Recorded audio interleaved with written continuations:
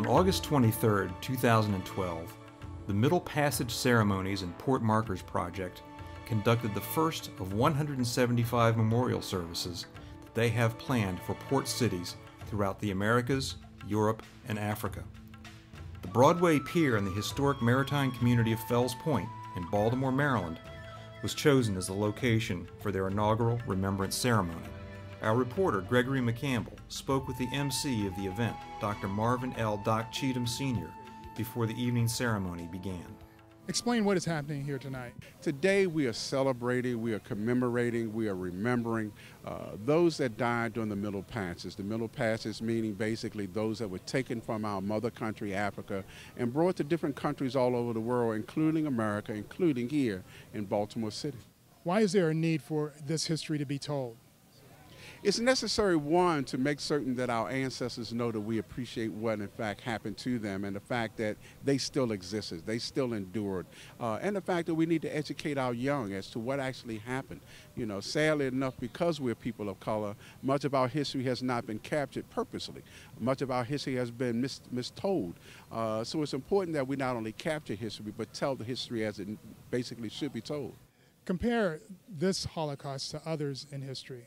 We would basically not want to get into a debate with our other brothers and sisters of other ethnicities. We would only say that we are second to none in the tragedy that happened to us, maybe equal to some, but second to none. What I have seen and heard, and I honor greatly the work and the history done by John Henry Clark, the late Dr. John Henry Clark. And Clark's basically talks have been somewhere between 5 million and 30 million. I would dare not challenge anything that our professor has said. And I'm hoping as a result You're talking about a span of how long, too? We talk about a span of maybe 400 years. You know, oftentimes we talk about 1650, but we know that, this started long ago, and unfortunately, history records really do not record what happens. And I'm hoping as a result of this project here, that we will begin to capture the history, talk about the history, and basically trying to put the puzzle pieces together. Why is Baltimore's port important here?